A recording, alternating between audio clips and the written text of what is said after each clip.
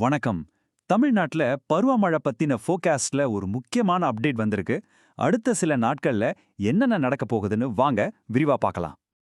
பகல்ல நல்ல வெயில் அடிக்குது, ஆனா ராத்திரிக்கு மட்டும் கனமழை எச்சரிக்கை வருது.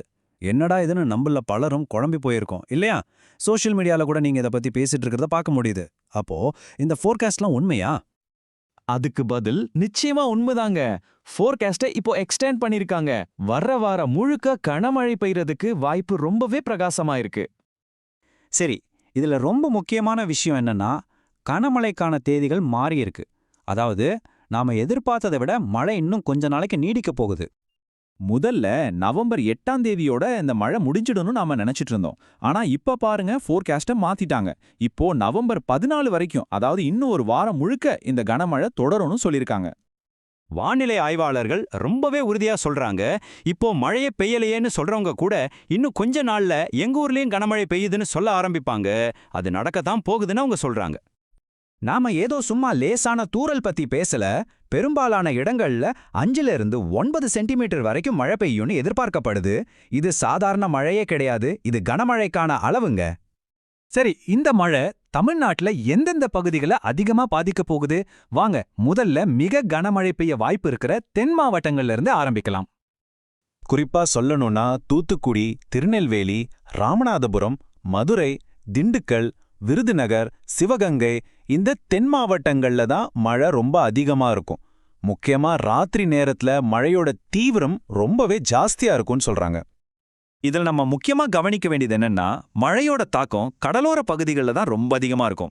குறிப்பா தூத்துக்குடி, திருநெல்வேலி, அப்புறம் ராமநாதபுரம் மாவட்டங்களோட கடலோர பகுதிகளில் மிக கனமழைக்கு வாய்ப்பு இருக்கு.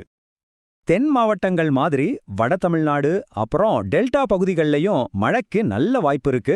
இப்போ அந்த பகுதிகள்ல நிலைமை எப்படி இருக்குன்னு பார்க்கலாம். இங்க ஒரு சுவாரஸ்யமான விஷயம் இருக்கு பாருங்க.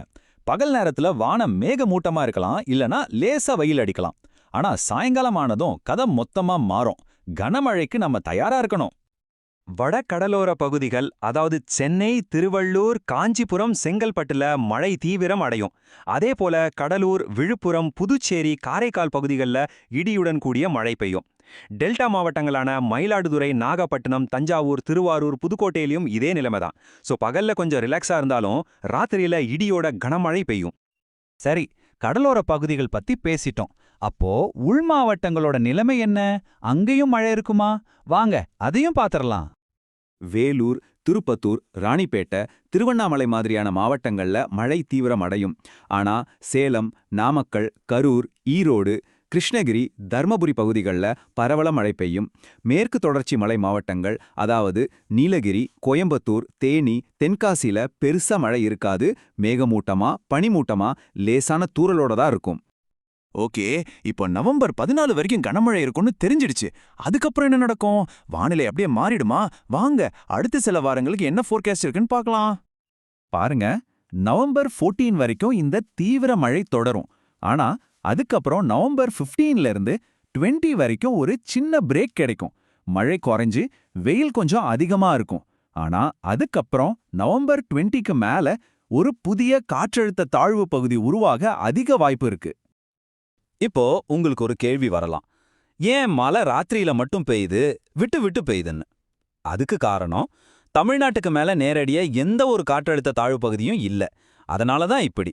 ஒருவேளை நவம்பர் 20க்கு அப்புறம் ஒரு வலுவான சிஸ்டம் உருவாச்சுன்னா, அப்போதான் நாள் முழுக்க விடாம பெய்யற மழையை நம்ம பார்க்க முடியும்.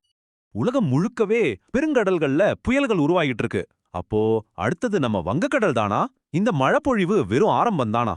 அடுத்து ஒரு புயல் உருவாக வாய்ப்பு இருக்கா? இத பத்தின அடுத்தடுத்த அப்டேட்ஸ்களுக்கு எங்களோட இணைந்திருங்கள்.